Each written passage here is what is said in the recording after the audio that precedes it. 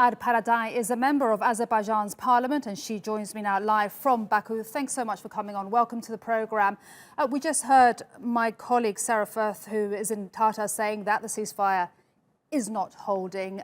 Can the ceasefire be salvaged? Thank you for having me here.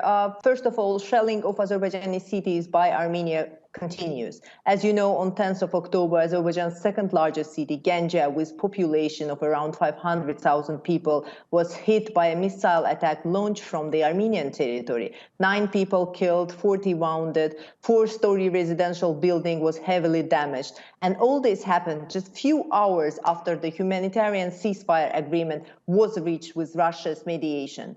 If you ask me, what I would say is that when a missile falls on a town for a first time, one can say that it's a mistake or provocation. When it happens every day, when ballistic missiles are used and when senior people in Armenian government says clearly that this is their policy to cause panic among civilians, then it becomes very clear what happens. Armenian occupational forces are attacking Azerbaijani civilians and Azerbaijan's army is retaliating.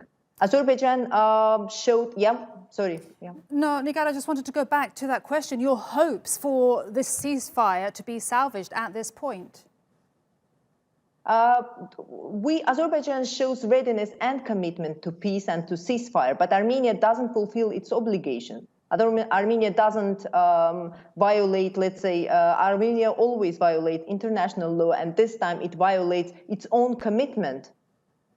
So Azerbaijan is ready. We are committed to peace negotiations. We have been committed to peace negotiations for 26 years, as you know, and we are now committed. But Armenia should stop violating this humanitarian ceasefire.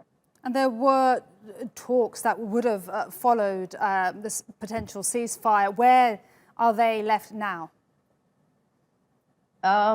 If I heard you correctly, the talks happened with Russia's mediation. If you remember, our ministers of foreign affairs joined the talks, and the decision was that the humanitarian ceasefire would happen now, and then the talks would continue with OSCE Minsk Group, the format that has been agreed earlier.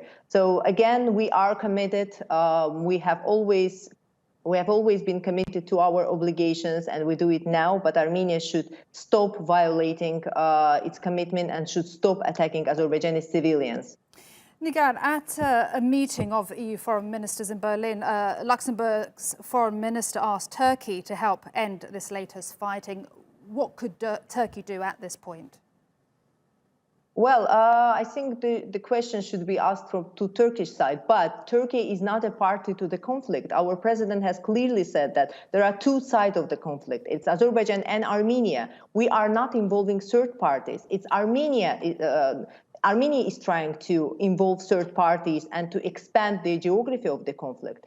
So we are not doing that. Okay. Nigar Arpadarai, always a pleasure to speak to you. Thank you very much indeed for coming on the programme. Member of Azerbaijan's parliament. Thank you.